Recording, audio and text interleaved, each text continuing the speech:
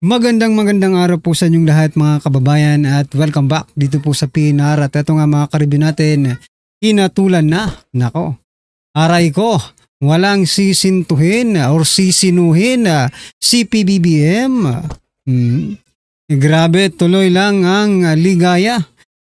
Yan mga kababayan, patungkol po riyan ang ating aalamin at bibigyan ng komento ngayong araw na ito. Pero bago po ang lahat, kung bago ka pa lang at di pa po nakapag-subscribe sa ating munting channel, please don't forget to subscribe at palike na rin po ng video ito. Maraming salamat po at eto na nga, simulan na po natin to.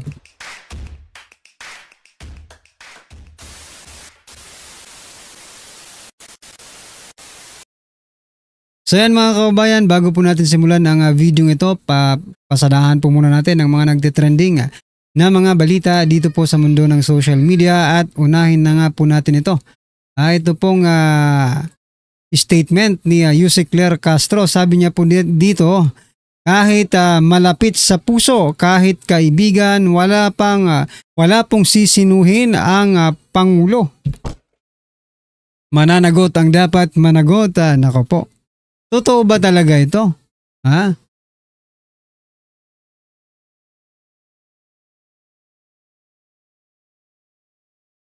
Totoo ba talaga to mga kababayan or pinaprank lang tayo ni Yusek Claire Castro? Ha?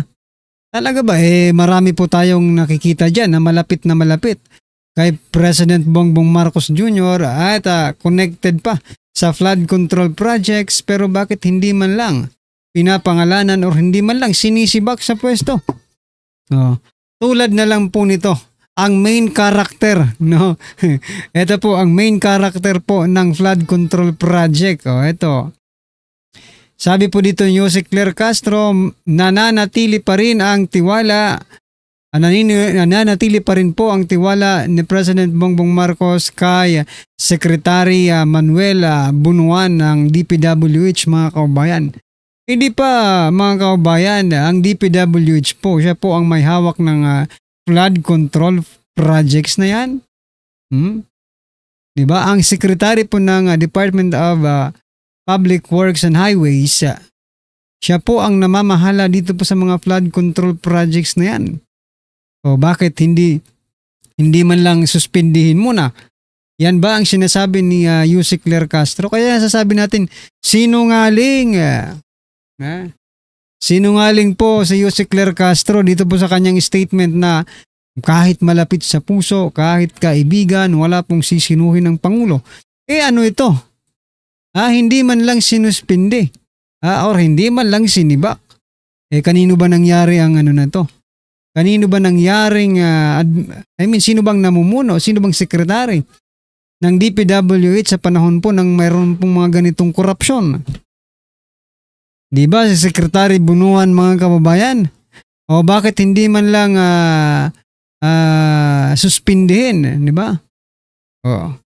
Kaya sinungaling itong si Yusek Claire Castro. Diba?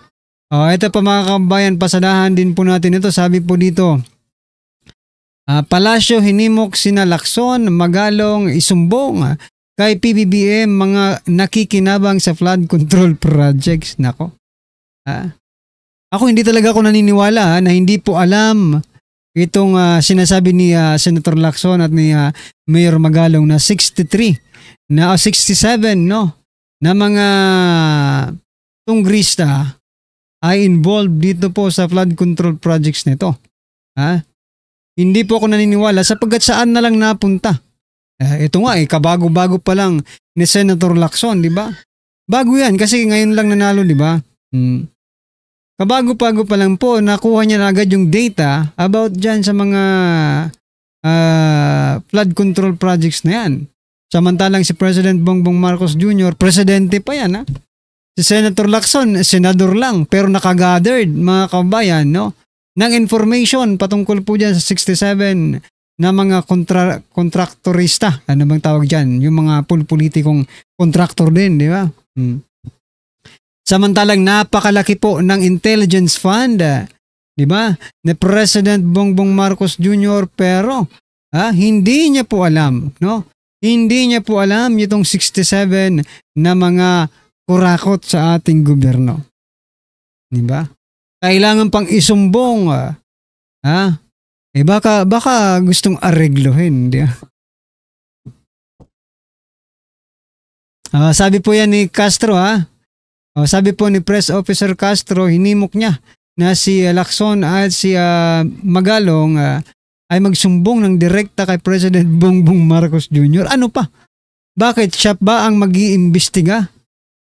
Sabi po dito, since sila naman ang may alam nito katulad ng ginawa ni Mayor Vico Soto, ipagbigay alam nila. Kaya nga mayroon tayong sumbong sa Pangulo PH. Kailan lang nagawa yan Nagawa na ba? Di ba? Yung website na yan, hindi na siguro nila kailangan dito mag-report. Diretso na sila. Or diretso na nila sa Pangulo kung meron silang partikular na pangalan na alam para mabilis ang pag-iimbestiga. Pag-imbestiga daw. Bakit? Ang Pangulo bang nag-iimbestiga dyan? Di ba hindi naman? Pag tinanong mo nga ang Pangulo, walang alam Pag-imbestiga pa. House of Representative po ang mag-iimbestiga for your information, Castro. Baka nasa ibang planeta ka na naman. Okay? Kung magsusumbong si Lacson at Mayor Magalong, baka magkaroon pa na alam niyo na yung sinasabi ko kanina, di ba? Baka may mga kaibigan na nasali, baka gustong areglohin kung meron mang ganong nangyayari, di ba? Usong-uso yan sa mga politikong yung inaareglo, di ba? Ano pong inyong masasabi dyan mga kabayan? I-comment nyo na lang. At eto, sabi naman po dito ni Senator J.V. Ejercito, there is a special place in hell reserved for you. May kalalagyan sa impyerno. Sa isang panayam, diretsahang sinabi ni Senator J.V. Ejercito na may karampatang kaparusahan sa kabilang buhay sa mga sangkot sa maanumalyang flood control project. Nako naman. Sir J.V. Ejercito, Senator J.V. Ejercito, wag naman ganun, no? Nandito po tayo sa totoong buhay. Dito nyo po sila papanagutin, wag po sa kabilang buhay. Ang taong bayan po ay nag-aantay na. Sa mga politikong sangkot dyan sa flood control projects na yan, kaya wag po ninyong sabihin na sa kabilang buhay pa nila. Pagbabayaran yung mga ginawa nilang mga kalukuhan sa kaban ng bayan. Dito po muna sa totoong buhay, sa present, no? Wag muna tayong pumunta sa impyerno na yan. Dito po muna sa ating kasalukuyan. Papanagutin nyo po sila dito mismo sa kasalukuyan, sa real life, no, mga kabayan. Mamaya hindi naman natin alam, hindi tayo makapag-witness doon po sa impyerno kung talaga bang naparusahan sila o hindi. Kaya that's why, anyway, what I'm trying to point out dito mga karibin natin, habang nandito sila, papanagutin na, di ba? Huwag na nating antayin pang mapunta sila doon sapagkat lugi po ang sambayan ng Pilipino. Pinaghirapan na pera ng taong bayan na kukurakutin lang. Naku po. Ito pa mga kabayan, Senator Chis Escudero. Naku naman. Mukhang ito. Senate President Francis Escudero has accused political forces in the House of Representatives of orchestrating a demolition job against him over the revelation that his top campaign donor had secured billions of pesos in government flood control projects. Yan. Para matsugi si Cheese. Escudero tag House for revealing campaign donors 5 billion windfall. Nako po. Sino kaya itong nasa House? Sino kaya itong nasa House? Isa lang naman ang nakikilala kong nalilink ngayon sa mga dalawa mga kaubayan. Nag-ano rin ba yung One Rider Party List? Taga Bicol din ba yan? Or si ano lang, si Saldi ko lang. Si Saldi ko kasi, ako Bicol Party List, taga Bicol po yan. So meaning, isa po yan sa mga suspect. Di ba? Na pwedeng nag-aano kay Senator Chis Escudero, no? Na mayroong demolition job, okay? Kayo mga kabayan, hulaan nyo nga, sino ba itong tinutukoy, binablind item ni Senator Escudero, na gumagawa ng paraan para po siya ay matanggal dyan bilang Senate President. Anyway, ito naman po si Rimulya, mga kababayan. Nako, kapal ng muka, hindi ba siya nahihiya? Yan po ang sabi ni Atty. Topacio. Pakinggan po natin to, mukhang exciting to. Napakaraming conflict of interest. Naging gabinete ka ng Pangulo, paano mo didemanda ang Pangulo pagkatapos ng kanyang term? Disqualify kung ikaw may kaso. Sabi, hindi, madidismiss na naman yan eh. Ay, madidismiss pa lang eh. Hindi ba siya nahihiya? Binatikos ni PDP Laban Spokesperson Topacio ang pagsusumikap ni Boying Rimulya na maging ombudsman kahit may kasong isinampa laban sa kanya roon. Attorney, nakakalungkot na balita. Ano yun? Yung tungkol dun sa sa dolphin. Akala ko nakakalungkot na balita, naging ombudsman si Boying Rimulya. Yun, nakakalungkot talaga eh. Yung pangalan niya, diba? Oo, kasi may kaso siya at nararapat naman. Disqualify siya. Pero alam mo, Phrase Senate Republic talaga tong si Boying. Dinisqualify na siya. Aha. Gusto pa niyang ituloy. Oo. Ano yan? Sabi niya kasi, disqualify kung ikaw may kaso. Oh. Di ba? Sabi niya, hindi, madidismiss na naman yan eh. Ay, madidismiss pa lang eh. Hindi ba siya nahihiya actually kung siya ay may pakiramdam at may delicacy siya, may delikadesa? Mararamdaman niya na ayaw sa kanya kasi hindi po nagkakaroon ng ombudsman na politiko. Napakaraming conflict of interest. Naging gabinete ka ng Pangulo, paano mo didemanda ang Pangulo pagkatapos ng kanyang term? Correct. O ang kapatid mo, politiko, may mga kapartido ka sa Cavite Province, o nanilbihan ka sa Marcos administration, paano mo didemanda yung mga dating kasama mo sa gabinete? Opo. Napakarami niyang conflict of interest. Pagkatapos, mag-ombudsman ka, walang ombudsman na dating politiko. Tignan nyo ang listahan, i-fact check nyo ako. Hindi naman ako si Risa na puro fake news eh. Totoo po yung sinasabi ko. Umpisa natin sa unang ombudsman, mga retired na magistrado. May isa, dating miyembro ng gabinete ni Pangulong Gloria Macapagal Arroyo, inimpeach nga eh. Kasi sabi nila, delikado yan. Gusto pa ba niya i-impeach siya pag nag-iba ang ihip ng hangin? Hindi mas kahiya-hiya siya. Relax ka na lang. Naging gabinete ka na, tapusin mo na lang na yung less than 3 years. So yan mga kabayan, talagang ayaw magpaawat.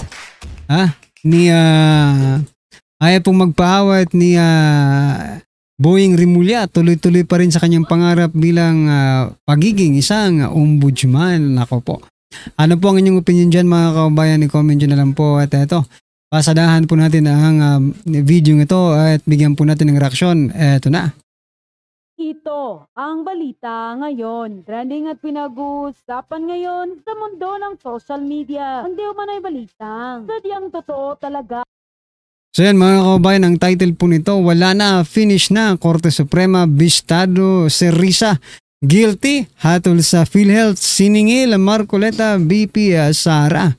Ang katagang hindi mo mapapaamin ang mga taong sinungaling kasi kahit harap-harapan mong kumprontahin, nagsisinungaling pa din sa hindi na mabilang na pagbida-bida mo sa mataas na kapulungan ng Senado. Hanggang ngayon ay sablay pa din ang sarili mong argumento at tila sadyang nagisa ka sarili mong mantika at kung wala kang alam, manahimik ka na lang. Ito ang buwelta at sigaw ng marami sa ating mga kababayan kay PhilHealth Queen Risa Hontiveros matapos mismo ang Korte Suprema na ang siyang pumalampag at sumampal ng katotohanan sa kanya dahil sa paglilinaw mismo ng mataas na hukuman na mali-mali ang pahayag ni Risa Hontiveros na unanimous ang desisyon nila sa kasong legal of cities versus Comelec. Ang kasong ginamit ni PhilHealth Queen Risa Hontiveros sa kalagitnaan ng mainit na sagutan at debate nila ni Senate Blue Ribbon Committee Chairman Rodante Marcoleta tungkol sa walang katapusang impeachment laban sa pangalawang Pangulo na si Sara Duterte Carpio. Kaya naman taong bayan, hindi mapigilang singiling muli ang senadora tungkol di umano sa mga kababalaghan na nangyari noon na kinasasangkutan nito sa PhilHealth. Gaano kaya ito katotoo mga kababayan? Ating alamin. Pero bago ang lahat, kung bago ka pa lamang sa aming channel, please huwag kalimutang mag-like, subscribe at i-click ang notification bell para mas maging updated ka palalo sa lahat pa ng bagong video na i-upload namin. At ito na nga mga kababayan, sa naging opisyal na pahayag ng kataas-taasang hukuman ng Korte Suprema sa pamamagitan ng kanilang spokesperson na si Attorney Camille Ting, tahasang sinabi nila na hindi totoo ang pahayag ni Senator Risa Hontiveros na unanimous ang kanilang naging desisyon sa Legal Cities of the Philippines versus Comelec noong taong 2009. Hindi rin raw tama ang naging katwiran ni Senator Risa Hontiveros matapos ang pahayag nito na naging unanimous ang desisyon ng kataas-taasang hukuman ng Korte Suprema dahil sa motion for reconsideration na inihain sa kaso noong 2009. Kaya't kung gagamitin raw ito sa legal na basihan para itugma o ikumpara ang naging desisyon noon ng Korte Suprema sa ngayoy desisyon na ibinasura ang impeachment trial laban sa pangalawang Pangulo na si Vice President Inday Sara Duterte, ay isa raw itong napakalaking sablay dahil para raw mismo sa kataas-taasang hukuman magkaiba ang naging desisyon sa Legal Cities of the Philippines versus Comelec at sa pagbasura ng Korte Suprema sa Articles of Impeachment laban sa pangalawang Pangulo na si Inday Sara Duterte Carpio.